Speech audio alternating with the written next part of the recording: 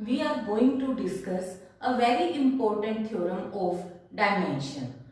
This theorem says that if U1 and U2 are finite dimensional subspaces of a finite dimensional vector space VF, then prove that U1 plus U2 is also finite dimensional and dimension of U1 plus U2 is equal to dimension of U1 plus dimension of U2 minus dimension of U1 intersection U2.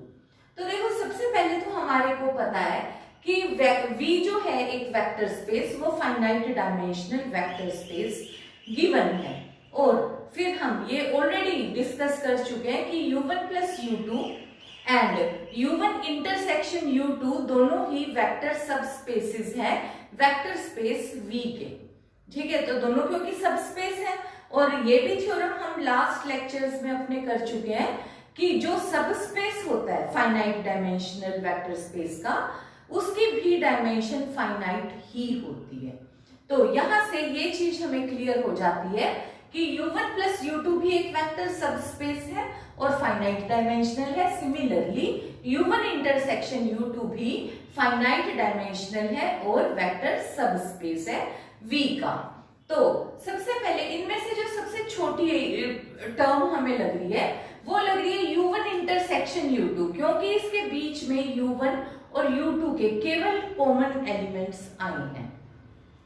इसलिए मैंने सबसे पहले U1 intersection U2 का एक set लिया, basis set, क्योंकि ये vector subspace है तो इसका कोई ना कोई बेसिस होगा ही और बेसिस है तो वो मैंने उसका कंसीडर कर लिया W1 W2 up to so on WR, मतलब मैंने इसके R का इसका सबस्पेस कंसीडर कर लिया और इसके बेसिस एलिमेंट W1 से रिप्रेजेंट करके WR तक रिप्रेजेंट कर दिए। तो इसकी डायमेंशन हो गई U1 इंटरसेक्शन U2 की R हो गई डायमेंशन। अब देखो क्योंकि मुझे पता है कि डायमेंशन है बेसिस है तो इसका मतलब ये लीनियरली इंडिपेंडेंट है। B1 जो सेट है ये लीनियरली इंडिपेंडेंट सेट है U1 इंटरसेक्शन U2 का। अब जो U1 इंटरसेक्शन U2 है ये वाला जो सेट है ये U1 के अंदर भी कंटेन करता है और U2 के अंदर भी। तो यानी कि B1 जो है ये लीनियरली इंडिपेंडेंट सबसेट हो गया U1 का भी और U2 का भी, क्योंकि B1 किसके अंदर कंटेन कर रहा है U1 इंटरसेक्शन U2 में। U1 इंटरसेक्शन U2 किस में अंदर कंटेन कर रहा है U1 में भी और U2 में भी। तो यानी कि B1 दोनों के अंदर कंटेन करेगा और क्योंकि B1 लीनियरली इंडिपेंडेंट सेट है तो हमें पता है कि B1 U1 के अंदर कंटेन करता है और B1 लीनियरली इंडिपेंडेंट है। तो या तो ये इटसेल्फ बेसिस है U1 का या ये बेसिस पे एक्सटेंड हो सकता है और हम यहाँ पे ये मान के चलते हैं कि हम एक्सटेंड कर रहे हैं, क्योंकि अगर इन केस एक्सटेंड नहीं भी हो रहा इटसेल्फ ही है तब भी नथिंग टू प्रूव, तो हम ये मान लेंगे कि U1 U2 U3 के साथ जो स्केलर है वो 0 है। ठीक है, तो भी रिजल्ट वही की वही अपने पास एग्जिस्ट कर जाएगा।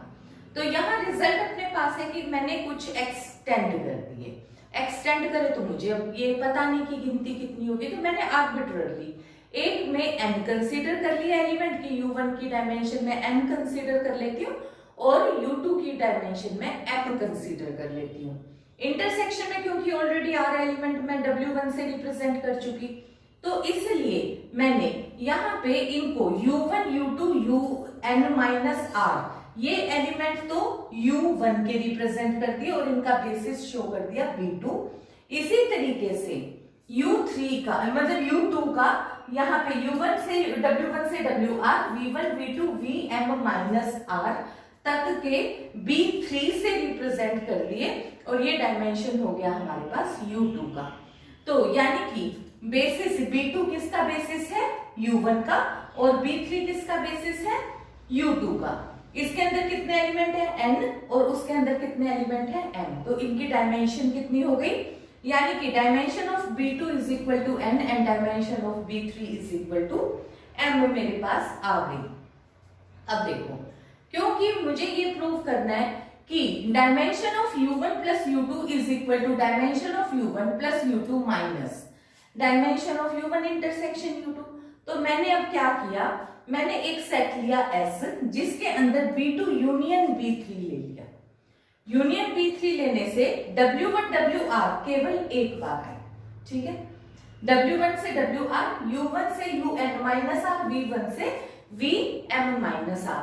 अब इनकी गिनती तुम देखो, यहां तक की गिनती हो गई टोटल N और यहां तक की गिनती कितनी है M माइनस R, ठीक है। और यही मुझे प्रूव करना है, देखो कि M plus N plus M minus R, ठीक है।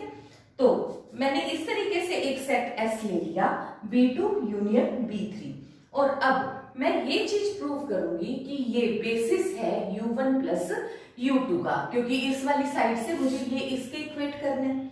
तो अब मुझे ये प्रूव करना है कि जो ये सेट S मैंने लिया है जिसके अंदर B2 यूनियन B3 के एलिमेंट्स हैं, ये बेसिस है U1 प्लस U2 का। इसके लिए ऑब्वियसली अब मुझे दो रिजल्ट्स प्रूव करने पड़ेंगे, एक लीनियर कॉम्बिनेशन, दूसरा लीनियरली इंडिपेंडेंट। तो सबसे पहला रिजल्ट मैं लीनियर स्पैन का ले लेती हूँ। तो first I will show that LS will be equal to U1 plus U2। अब लीनियर स्पैन दिखाने के लिए मेरे पास अब यहाँ पे वैल्यू क्या है, क्योंकि B2 जो है वो पूरी तरीके से U1 के अंदर कंटेन करता है और U1 कंटेन करता है U1 प्लस U2 में। सिमिलरली B3 किसका सबसेट है, U2 का सबसेट है और किसके अंदर कंटेन करता है, ऑब्वियसली U1 प्लस U2 के अंदर तो B2 भी है और B3 भी है, ठीक है। तो यहां से हमारे पास फिर क्या आ गया, अगर मैं B2 यूनियन B3 करती हूँ तो वो किसके अंदर कंटेन करेगा, ऑब्वियसली वो U1 में भी है और U2 में भी है, तो यानी कि U1 प्लस U2 के सारे एलिमेंट्स उसके अंदर आ जाते हैं। तो B2 union B3 is contained in U1 plus U2 होगा ही होगा। और जो सेट S है वो मेरे पास क्या है, B2 यूनियन B3 है। तो इसका मतलब मेरे पास जो है set S is contained in U1 plus U2 हो गया। अब इसका मतलब मेरे पास ये हो गया linear combination of elements of S is contained in U1 plus U2। क्यों, क्योंकि U1 प्लस U2 एक वेक्टर सबस्पेस है। वेक्टर सबस्पेस है तो इसका मतलब इटसेल्फ वेक्टर है, तो इसमें वेक्टर स्पेस है और vector space closed under vector addition and scalar multiplication होता है और यही इसकी डेफिनेशन है LS की। तो इसका मतलब ये एक फर्स्ट पार्ट तो मेरे पास हो गया। अब मुझे शो क्या करना है, अब सेकेंडली मुझे ये शो करना है कि U1 plus U2 is contained in LS। उसके लिए फिर मैंने एक एलिमेंट कंसीडर किया Y, जो कि किसका एलिमेंट है, U1 प्लस U2 का। तो मैंने एक Y एलिमेंट लिया जो कि U1 प्लस U2 का है, यानी कि Y एलिमेंट को मैं किस तरीके से लिख पाऊंगी, Y element can be written as combination of Y1 plus Y2 where जो फर्स्ट एलिमेंट Y1 है वो कहां से बिलोंग करेगा, U1 सेट सबस्पेस में से बिलोंग करेगा और Y2 बिलोंग करेगा U2 स्पेस के अंदर से। तो अब देखो यहाँ पे ये हमारे पास है क्योंकि Y1 किसके अंदर बिलोंग कर रहा है, Y1 U1 के अंदर बिलोंग कर रहा है। तो और Y1 इसका मतलब हमारे पास Y1 बिलोंग्स टू LB2। क्यों, क्योंकि B2 U1 का बेसिस है। तो यानी कि अपने पास अगर B2 का बेसिस है तो Y1 जो एलिमेंट है वो that can be expressed as linear combination of basis elements of B2। और B2 के अंदर हमने कौन से एलिमेंट्स कंसीडर करे, एक तो W1 से WR और इसके अलावा U1 से UN माइनस R, ठीक है। तो मैंने Y1 को लीनियर कॉम्बिनेशन किन एलिमेंट्स का दिखा दिया, B2 सेट के एलिमेंट्स का लीनियर कॉम्बिनेशन शो कर दिया। किस तरीके से, AT WT T running from 1 to R और यहाँ पे BP UP वेयर P running from 1 to N minus R। और जो AT और P है ये हमारे पास क्या है, ये स्केलर्स है जो कि फील्ड में से आए हैं। बिल्कुल इसी तरीके से सेम पैटर्न से Y2 किसके अंदर बिलोंग करता है, U2 के अंदर बिलोंग करता है और Y2 फिर U2 के अंदर बिलोंग करता है। तो U2 B3 क्या है, B3 बेसिस है U2 का। तो यानी कि Y2 किसके अंदर बिलोंग करेगा, Y2 बिलोंग करेगा linear combination of basis element of B3 में। तो यानी कि अपने पास Y2 को मैं लीनियर कॉम्बिनेशन में एक्सप्रेस कर सकती हूँ B2 के एलिमेंट्स वाले में और B3 वाले एलिमेंट्स कौन से हैं, B3 के अंदर WT वाले तो सारे के सारे 1 to R वाले एलिमेंट है, और वहां हमने V के कौन से लिए, V वैल्यू लिए 1 से M माइनस R तक। तो यहाँ पे मैंने T running from 1 to R show किया, CTWT प्लस DQ VQ, और यहाँ पे Q running from 1 to M minus R, T running from 1 to R। तो ये स्केलर्स हैं, C और D, ये हमारे पास स्केलर्स हैं। अब यहाँ पे जो मेरा रिजल्ट है Y, वो किनका कॉम्बिनेशन है, Y1 प्लस Y2 का। तो यहाँ Y क्या हो गया, Y1 प्लस Y2। Y1 की वैल्यू मैंने ये सब्स्टिट्यूट कर दी, Y2 की वैल्यू मैंने ये सब्स्टिट्यूट कर दी, तो WT कॉमन ले लिया, तो यहाँ पे हो गया AT प्लस CT।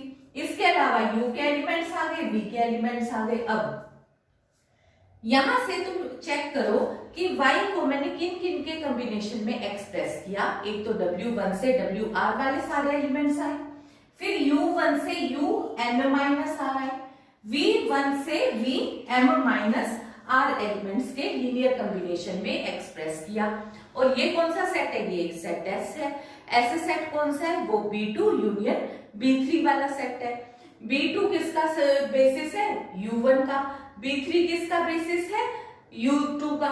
तो यानी कि मैंने किसके लीनियर कॉम्बिनेशन में इसको एक्सप्रेस कर दिया, Y can be expressed as linear combination of elements of S, यानी कि Y बिलोंग्स टू LS।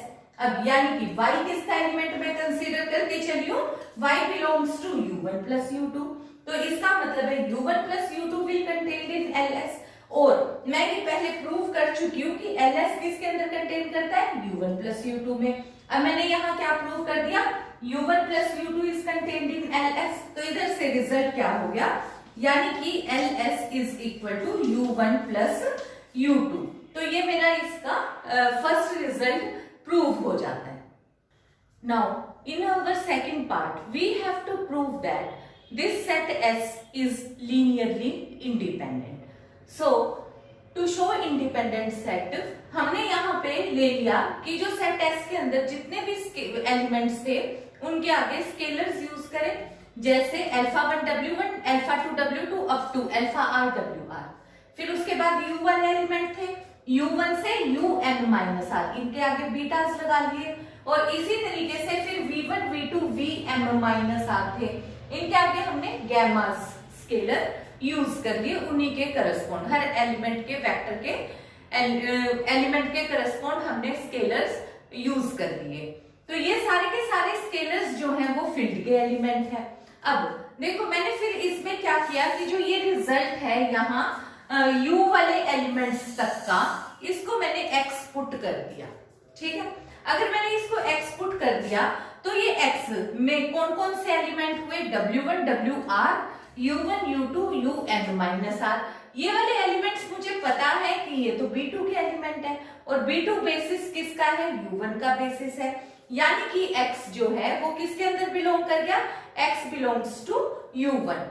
इसी तरीके से फिर जो ये इक्वेशन नंबर थर्ड है, क्योंकि मैंने इसको X पुट कर दिया तो ये क्या बन गई, X इज इक्वल टू, तो यहाँ पे third equation becomes X plus, यहाँ पे आ गया gamma 1 Y1 plus gamma 2 Y2 plus so on, gamma M minus R V M minus R is equal to 0। X को मैंने एक साइड किया, बाकी सारी टर्म को मैंने अब दूसरी साइड शिफ्ट कर दिया। अब देखो यहां से जो ये रिजल्ट है, जो V1 V2 VM minus R है, ठीक है, ये सारे के सारे एलिमेंट्स किसके हैं, ये सारे के सारे एलिमेंट्स तो U2 वेक्टर स्पेस के हैं। और U2 वेक्टर स्पेस के होने की वजह से अब मैं यहाँ पे लिख सकती हूँ कि ये जो X है, X U2 के अंदर बिलोंग करता है। तो इस क्योंकि और U एक वेक्टर स्पेस है, और यहाँ पे मैं प्रूव कर चुकी हूँ X बिलोंग करता है U1 में। यहाँ मैंने प्रूव कर दिया कि X को मैं U2 के एलिमेंट्स में भी एक्सप्रेस कर पा रही हूँ, यानी कि X U1 के अंदर भी है, X U2 के अंदर भी है, यानी कि X U1 इंटरसेक्शन U2 के अंदर है, यानी कि X जो है वो इनके इंटरसेक्शन में। अब इंटरसेक्शन का एक अपना अलग बेसिस है, उसके अंदर बेसिस एलिमेंट हमने कौन से लिए हुए हैं, W1 to WR एलिमेंट लिए हुए हैं, यानी कि और वो खुद से भी बेसिस है। तो X को मैं अब किसके लीनियर कॉम्बिनेशन में एक्सप्रेस कर पाऊंगी, U1 इंटरसेक्शन U2 के बेसिस एलिमेंट्स के लीनियर कॉम्बिनेशन में। तो x can be expressed as t1, मतलब अब कौन सा कॉम्बिनेशन है ये मुझे नहीं पता, तो मैंने फिर से नए स्केलर्स ले लिए, t1 w1 plus t2 w2 plus so on tr wr, again tr कोई भी जो ये हमारे पास है ये फिर से स्केलर्स हैं। तो अब यहां से जो ये मेरे पास इक्वेशन नंबर 5 आई है, तो x की वैल्यू ये रिजल्ट है, इधर से x की वैल्यू ये रिजल्ट है, दोनों को मैंने इक्वेट करा, इक्वेट किया तो यहाँ पे gamma 1 v1 gamma 2 v2 gamma m minus r vr equal to t1 w2। अब इसको मैं दूसरी तरफ ले गई, तो यहां से मेरे पास क्या हो गया, t1 w1 t2 w2 tr wr plus gamma 1 v1 up to so on, ये रिजल्ट। अब अगर हम ये चेक करें तो ये जो w1 w2 wr है, v1 v2 vr m minus r है, ये किसके एलिमेंट है? ऑब्वियसली हमें पता है कि ये u2 के एलिमेंट्स हैं, और ये u2 जो है ये हमारे पास डायमेंशन m का सबस्पेस है, और ये जो है सबस्पेस है, तो और ये वाले जो सारे के सारे एलिमेंट है ये B3 बेसिस के एलिमेंट्स हैं, और B3 क्योंकि बेसिस है इसलिए ये सारे एलिमेंट्स लीनियरली इंडिपेंडेंट है। लीनियरली इंडिपेंडेंट होने की वजह से जो ये सारे स्केलर्स हो गए t1 t2 tr gamma 1 gamma 2 gamma m minus r, ये सारे के सारे स्केलर्स इक्वल टू 0 हो गए। अब ये मैंने सारे के सारे स्केलर्स मैंने अब इस इक्वेशन में पुट कर दिए। देखो यहाँ तो अल्फा 1 अल्फा है, यहाँ नहीं मैं पुट कर पाऊंगी, पर इधर से मैंने गैमास में ये पुट कर दिए। गैमास में पुट करें तो यहाँ से मेरे पास अब ये रिजल्ट रह गया, मेरे पास alpha 1 w1 plus alpha 2 w2 alpha r wr plus beta 1 u1 plus beta 2 u2 plus so on beta n minus r equal to 0 आ गया। अब ये मेरे को पता है कि भी ये वाला मेरे पास इस फिर से सारे के सारे स्केलर्स 0 है, क्यों?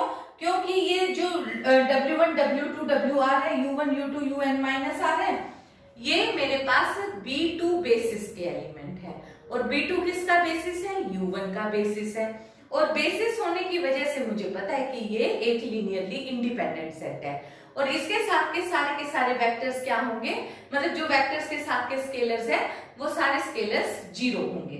तो इधर से मेरे पास अल्फा 1 अल्फा 2 अल्फा r भी 0 आ गए, beta 1 beta 2 beta n minus r भी मेरे पास 0 आ गया।